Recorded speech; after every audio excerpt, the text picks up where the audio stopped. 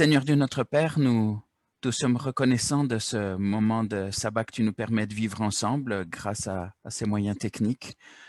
Nous voudrions te demander, partout là où nous nous trouvons, que toi aussi tu puisses manifester ta présence, que ta paix puisse aussi trouver place dans nos vies, que tu puisses faire taire peut-être tous les inquiétudes, les problèmes auxquels nous pouvons faire face dans notre vie de tous les jours. Seigneur, que maintenant nous puissions tout déposer à tes pieds et pouvoir aussi chercher à entendre ce que tu as à nous dire.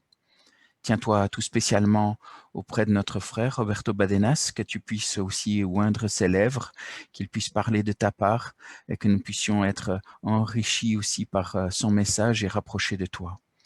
Tiens-toi avec chacune et chacun d'entre nous. Nous nous confions en toi. Nous te demandons de pouvoir aussi continuer à agir dans tout le parcours de notre vie de foi. C'est là la prière que nous t'adressons au nom de Jésus. Amen.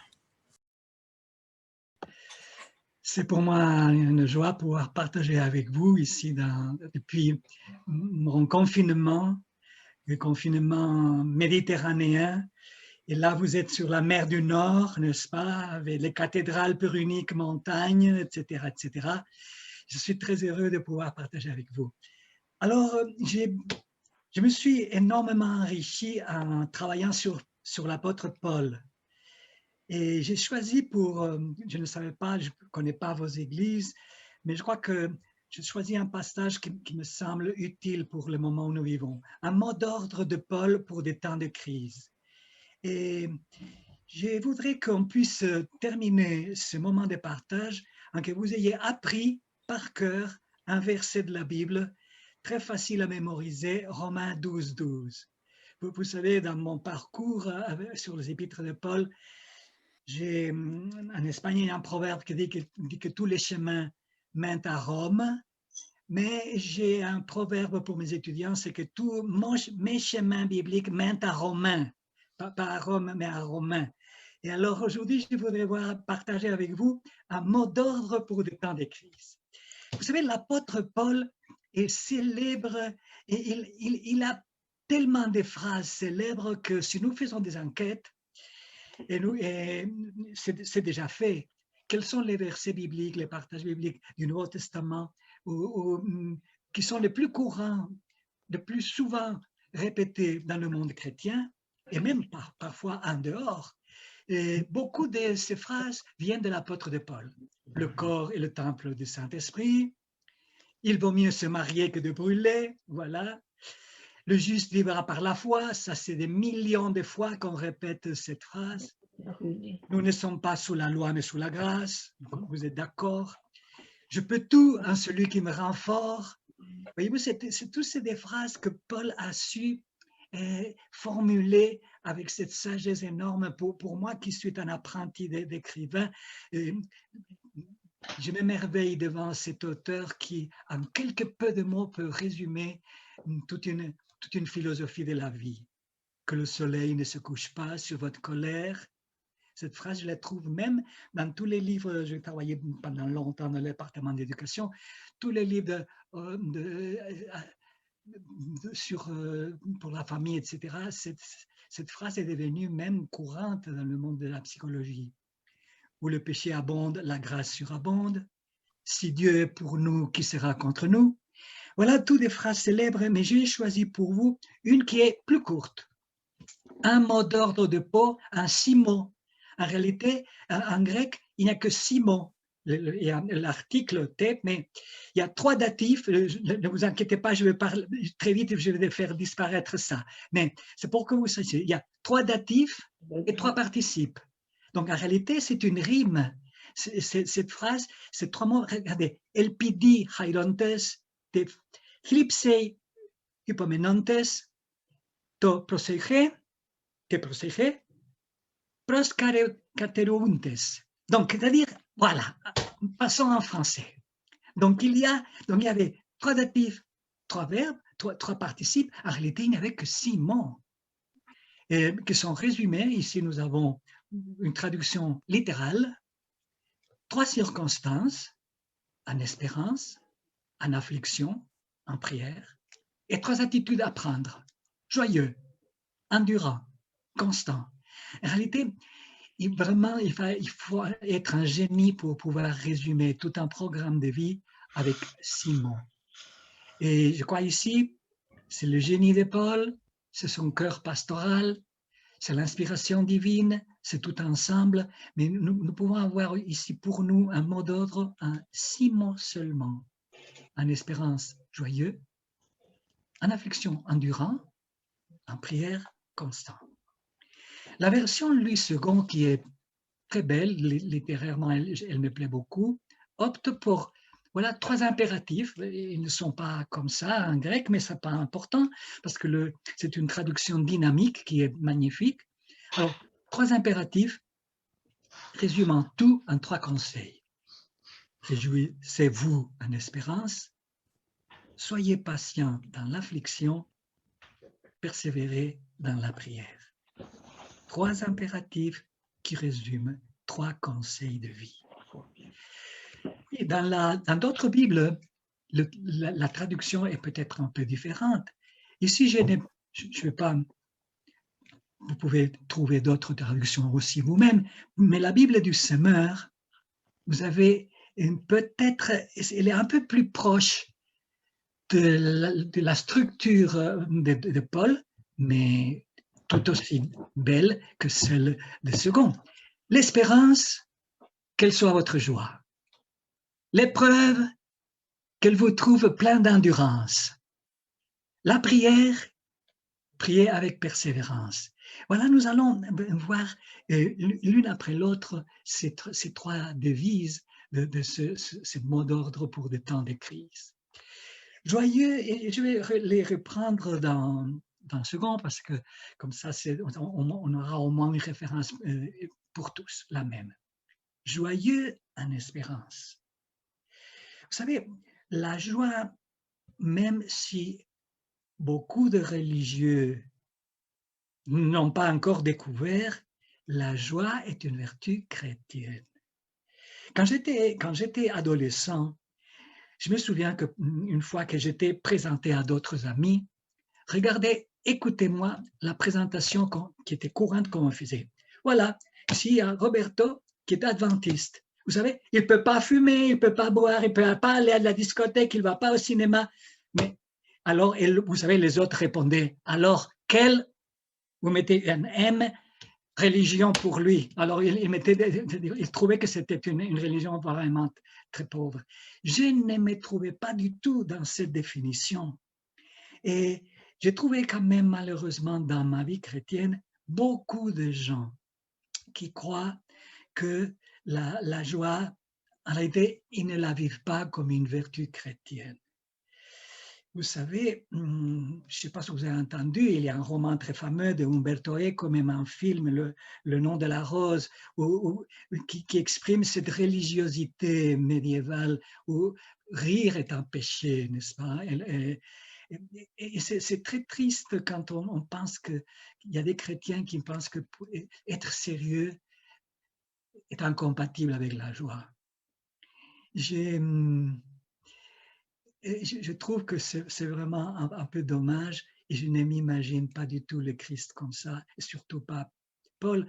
Vous trouvez énormément de passages, ici je choisis un seul, 1 Thessaloniciens 5:16, qui nous dit « Soyez toujours joyeux ». Voilà, c'est la vie chrétienne est ici. Si vous pensez que lorsque Paul a écrit ce mot d'ordre, vous savez qui dominait à Rome? Eh bien, c'était le temps des Néron. Il fallait peut-être pas, il n'y avait pas beaucoup de raisons pour être très heureux. Et pourtant, aux Romains, Paul, son conseil de Paul pour les Romains dans des temps de crise, ce n'est pas il vous faut être beaucoup plus sérieux, il vous faut être beaucoup plus strict dans votre style de vie, il vous faut être beaucoup plus dévot, enfin, vous devez passer beaucoup plus de temps dans vos églises. Il vous donne « Soyez toujours joyeux ». La joie, vertu chrétienne. Si vous pensez à un autre passage de Paul dans l'épître aux Galates, quand il nous parle du fruit de l'esprit, mais le fruit de l'esprit est tout d'abord amour, mais immédiatement la joie. C'est-à-dire, mais qu'est-ce qu'il faut comprendre quand Paul nous dit soyez toujours joyeux, joyeux en espérance. Bien sûr, les choses qui nous arrivent ne sont pas toujours très joyeuses. Quand mes amis sont à l'hôpital à cause de Covid-19, je ne peux pas être très heureux. Quand les gens ont perdu leur travail, et pourtant, est-il possible, dans un temps de crise, pouvons-nous nous réjouir comme nous dit Paul? Ici, je vais vous raconter un témoignage d'une famille joyeuse. Vous voyez ici le tableau en haut, vous voyez un concierge. Alors, la famille, ce n'est pas exactement ce que vous voyez là, mais une famille très semblable. La protection des données ne me permet pas de vous assurer si c'est vrai ou pas. Mais alors, vous avez une famille qui était comme ça. Un homme dans la quarantaine, sa femme aussi, et 2 enfants adolescents, préadolescents. Voilà que c'est arrivé à Madrid il n'y a pas si longtemps, quand j'étais le responsable du département d'éducation. Voilà, ils étaient déménagés dans nos écoles. Nous avons une école à Madrid qui est très belle, magnifique, l'école Timon, qui signifie l'école gouvernail. Alors, ils ont déménagé là et ils ont trouvé un appartement dans cet immense immeuble. Il y a même encore un concierge. Ça n'existe pas partout, mais il y a encore des immenses maisons où il y a un concierge. Voilà, ce concierge, je ne sais pas comment ça se passe dans d'autres pays, mais en Espagne, les concierges ont la réputation d'être curieux. Et connaître tout ce qui se passe, le troisième, etc., etc. Bien, alors, ce concierge les regardait tout le temps, les dévisageait, des jours et des semaines passées. Et voilà qu'un jour, notre frère, qui était professeur dans l'école adventiste, un jour, il s'est vu arrêté par le concierge. Parce qu'il rentrait avec sa femme et ses enfants en train de rigoler. Ils avaient la Bible sous le bras, ils étaient tous contents. Et alors le concierge a dit, écoutez, il faut absolument que je vous arrête. D'où venez-vous aussi content, si joyeux? Et alors, les enfants répondent, on vient de l'église. Mais comment, c'est pas possible, c'est pas le dimanche, etc. Alors, ils ont commencé là une conversation. Et un jour après l'autre, le concierge disait à notre frère, écoutez, ce n'est pas croyable pour moi, j'ai aussi des enfants adolescents, j'aimerais être joyeux comme vous, j'aimerais que ma famille soit heureuse comme vous. Et c'est comme ça qu'ils ont commencé à parler, à faire amitié. Je vous rends l'histoire courte. La joie de cette famille joyeuse a suffi pour attirer le concierge à la recherche de Dieu.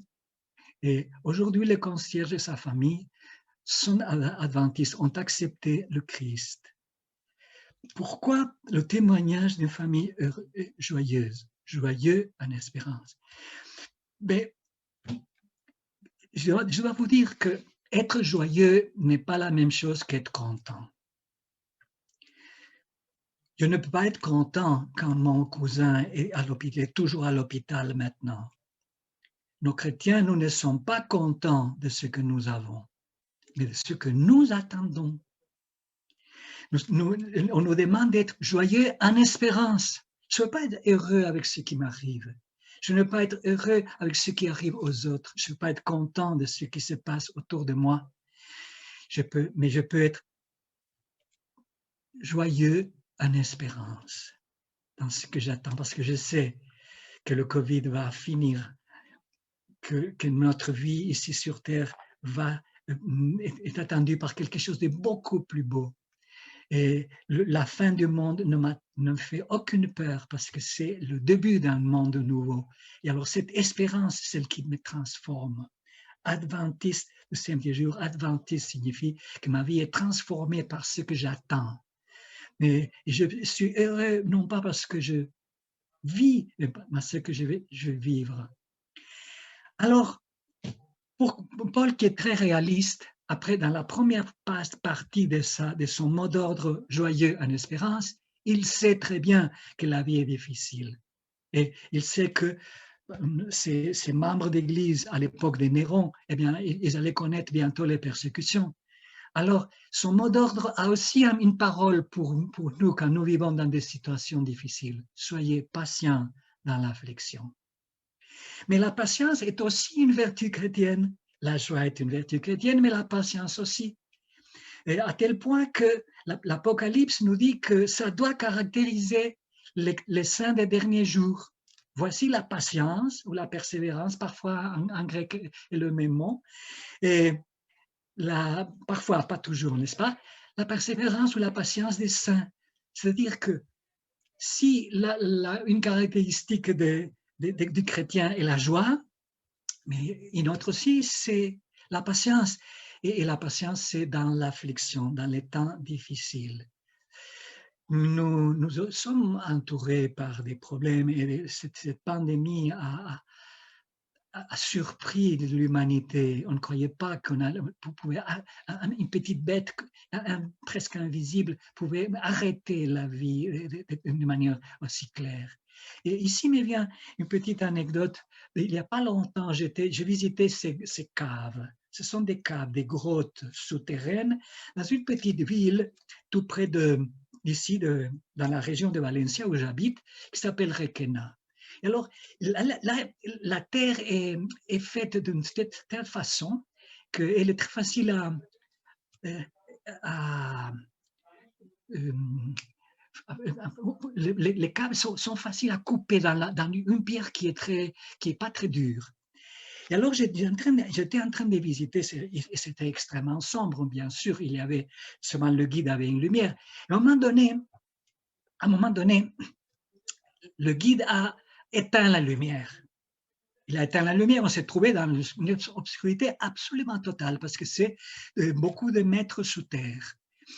Et alors, il y avait une fille à côté de nous, elle avait 7 ou 8 ans, qui accompagnait un petit garçon qui avait peut-être 4 ou 5. Et alors, avec ces lumières arrêtées soudaines, l'enfant s'est mis à pleurnicher. Et alors, la fillette lui a dit, « Ne pleure pas, petit imbécile. » Et alors, elle a dit en espagnol, « El Señor sabe encender la luz. » Le Seigneur, en espagnol, monsieur et le Seigneur, c'est le même mot. Alors, monsieur sait allumer la lumière. Monsieur sait allumer la lumière. Mais alors, en espagnol, c'était le Seigneur sait toujours allumer la lumière. Et alors, voilà, cette phrase, je l'ai retenue et j'en ai pris note en sortant. Hein? Et voilà, en effet, le guide a allumé de nouveau. Et alors, l'espérance dans laquelle nous sommes dans l'affliction, bien sûr, nous sommes dans le noir, dans la pandémie, etc. La vie parfois a des moments d'affliction. Et l'espérance est une lumière qui éclaire dans les ténèbres. Et nous tenons pour d'autant plus certaine la parole prophétique à laquelle vous faites bien de prêter attention, comme une lampe qui brille dans un lieu obscur jusqu'à ce que le jour vienne apparaître et que l'étoile du matin se lève dans nos cœurs. Oui, joyeux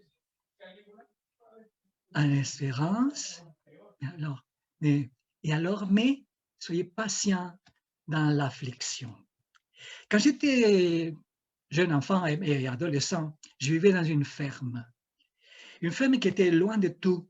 Et nous avons un très grand poulailler qui était un peu à plusieurs, peut-être une cinquantaine, un peu plus de mètres de la maison. Et alors, mais ma tâche pendant l'été, pendant les vacances, je devais faire rentrer les poussins et les poules, enfin, fermer les poulaillers, faire rentrer les animaux qui étaient dehors, qui étaient sortis, et la nuit, je devais les enfermer. Et normalement, je faisais ça très, très soigneusement. C'était pénible, moi, je n'aimais pas beaucoup cette tâche, mais je devais quand même l'accomplir. Et voilà que parfois, si j'avais oublié de fermer les poulaillers et qu'il faisait nuit, quelle horreur, parce que je devais me rendre, et il y avait à côté d'un petit ruisseau où je suis tombé plusieurs fois dedans. Alors, il fallait que parce qu'il n'y avait pas de lumière et je n'avais pas de lampe, je n'avais rien. Et je devais me dépêcher parce que je ne voulais pas que mes parents apprennent que je n'avais pas fait enfermer, j'avais pas fermé les poulaillers. Mais il y avait je me souviens un jour où j'étais désespéré. Je dis, oh, mais quelle horreur, je vais tomber dans la rivière. Et voilà que c'était plein de lucioles. Elles s'étaient étalées sur le bord, sur des plantes qui étaient au bord du ruisseau. Et bien sûr, elles ne dissipaient pas l'obscurité, mais elles guidaient ma route. Et vous ne savez pas quelle joie pour moi pouvoir voir ces petites lumières. Et pourtant, la lumière des lucioles, c'est insignifiant, mais il suffit une petite lumière pour allumer le chemin, pour garder la patience dans un monde d'affliction. Et nous arrivons à la fin de notre mot d'ordre. Prier, alors, et prier sans cesse. La prière aussi est une vertu chrétienne. La joie en est une, la patience est une autre, mais la prière encore. 1 Thessaloniciens 5, 17. Et là, c'est intéressant, que quand je parle de la prière, je ne parle pas d'une formule, je ne parle pas d'une phrase, je parle d'une attitude. Prier, c'est ouvrir à Dieu son cœur comme on le ferait à son ami. Oh mon Dieu, regarde, je me souviens quand j'étais enfant, je suis la seule, j'ai peur de tomber dans la rigole. Alors, aide-moi. Non pas que la prière soit nécessaire pour instruire Dieu de ce qui nous concerne, mais elle nous met à même de le recevoir. La prière ne fait pas descendre Dieu jusqu'à nous, elle nous élève jusqu'à lui. Et alors, persévérer dans la prière, c'est la troisième partie de notre triplet, de notre mot d'ordre. La persévérance dans la prière est une autre condition de l'exaucement. Je vous invite à lire ce chapitre de Le meilleur chemin. Il faut prier sans cesse pour croître dans la foi. Persévérer dans la prière, dit notre mot d'ordre, Romains 12, 12, Colossiens 4, 2. La prière constante est une union ininterrompue de l'âme avec le Seigneur, de sorte que la vie de Dieu nous est communiquée. Persévérer dans la prière. Et ici, je vous raconte une dernière anecdote. J'avais un ami qui s'appelait Francisco, qui était une âme troublée. Et à chaque fois, lui, moi, à cette époque-là, je travaillais déjà à Berne, je vivais à Berne. Je rentrais pour les vacances, je rentrais en Espagne. Et cet homme, à chaque fois que je rentrais, il voulait me voir, il voulait parler. Je ne sais pas si j'ai la foi, je crois que j'ai perdu la foi, est-ce que je ne sais pas si je crois ou je ne crois pas. Alors, c'était une âme troublée, difficile. Pour moi, c'était, je vous l'avoue franchement, pour moi, c'était agaçant. Je l'aimais beaucoup, il était très gentil, mais c'est comme s'il n'y avait aucun progrès. Tout ce que je lui disais une fois, ça revenait toujours sur la même chose. Est-ce que je ne sais pas si j'ai la foi? Est-ce que j'ai la foi suffisante pour être sauvé? Alors, c'était terrible. Et voilà, un jour, j'ai honte de le dire, mais je lui ai dit, écoute, parce qu'elle me disait, je prie toujours pour que Dieu me donne la foi, il ne me la donne pas. Bon, alors, je lui ai dit, alors arrête de lui demander la foi, il demande-lui plutôt la paix. Parce que si tu lui demandes la paix, si tu as la paix, tu sauras si tu l'as. Et c'était pour moi une manière de m'en débarrasser. Vraiment, j'ai honte aujourd'hui de vous le dire. Et alors, mais il a pris ça au sérieux, très bien. Il dit, oui, bon, je vais essayer. Et voyez-vous, il me téléphone un jour, plusieurs jours après, à Berne, et il me dit, écoute, tu sais, tu m'as donné le meilleur conseil de ma vie.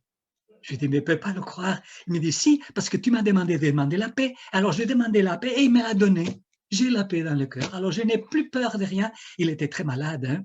Il souffrait un grave cancer et sa situation s'était détériorée très rapidement. Il était de plus en plus. Mais il me dit, mais j'ai la paix. J'ai la paix et c'est magnifique. Et grâce à toi, j'ai vraiment cette paix. Mais je dis, non, pas du tout. Grâce à moi, c'est malgré moi que tu as la paix. Alors, un jour, je devais rentrer, j'avais quelque chose à faire en Espagne et je devais passer à Barcelone. Et voilà que mon avion avait, bon, j'avais 5 heures de temps. Et alors, je suis allé le voir à l'hôpital. Il était à l'hôpital, il était dans son lit de mort. Et quand je suis allé le voir, il était rayonnant. Il avait la joie, il était, il était heureux comme tout. Je le vis tellement beau. Et il dit, mais écoute, c'est magnifique, cette expérience d'hôpital est pour moi une merveille. Tu vois les livres que tu as en bas, il avait commandé une boîte avec, je crois qu'il y avait 50 livres de mon livre Rencontre avec le Christ. Et je les ai distribués à les infirmières, les gens qui m'apportent la nourriture, les médecins. Il avait tout fait. Et je suis tellement content que tu sois venu me voir. Parce qu'il me disait, écoute, il m'avait dit toujours, tu dois faire mon enterrement. Tu dois faire mon enterrement parce que mon fils ne va plus à l'église, mais il dirait que il accepterait que tu sois le seul pasteur qui fasse son enterrement. Je dis, écoute, je suis parfois en Bulgarie, parfois je suis aux îles de la Madère, j'ai 22 pays à visiter. Et alors, non, mais tu le feras. Alors, ce jour, il m'a dit, ah, je suis tellement content que tu es venu me voir, je vais appeler mon médecin.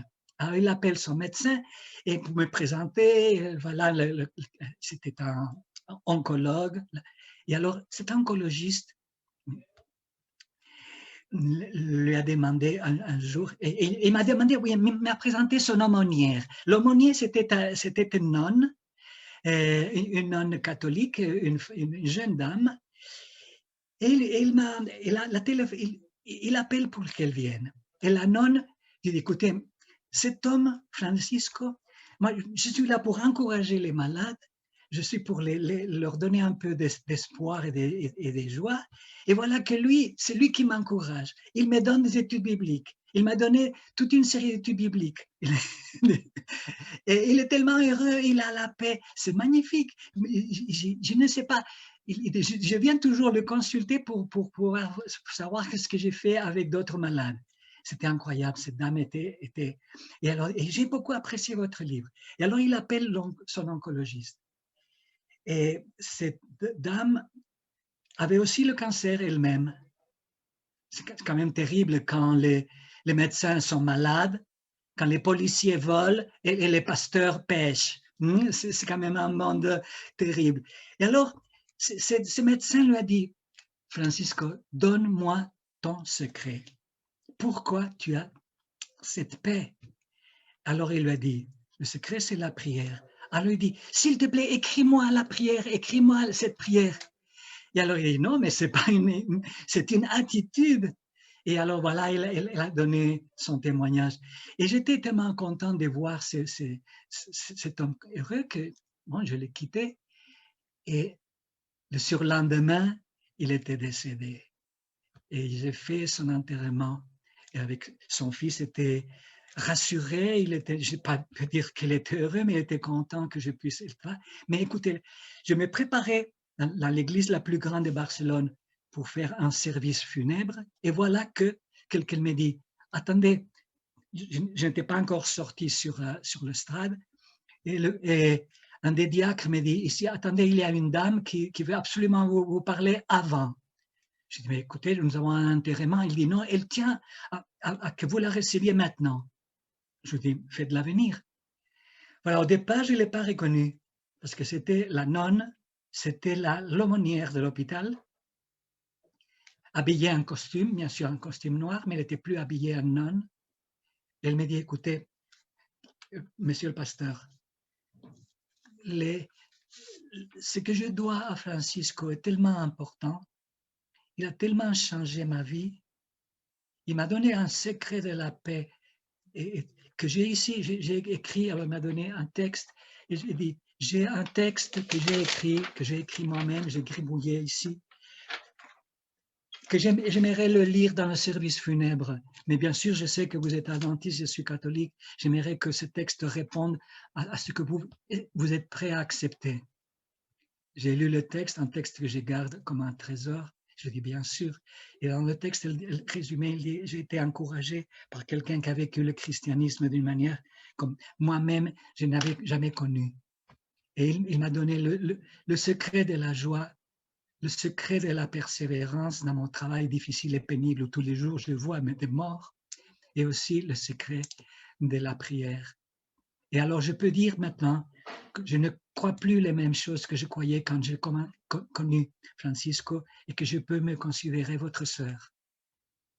Ce témoignage. Alors écoutez, avec ce témoignage, j'aimerais terminer concernant quel beau mot d'ordre pour nous tous dans un monde aussi compliqué comme le nôtre. Pardon. Aïe, aïe, aïe. Excusez-moi.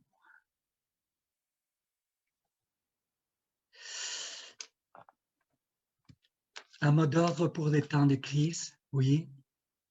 Réjouissez-vous, non pas de ce qui nous arrive, bien sûr, non. Oui. Réjouissez-vous en espérance. Soyez patients dans l'affliction, oui, attendez. Le Seigneur est avec vous.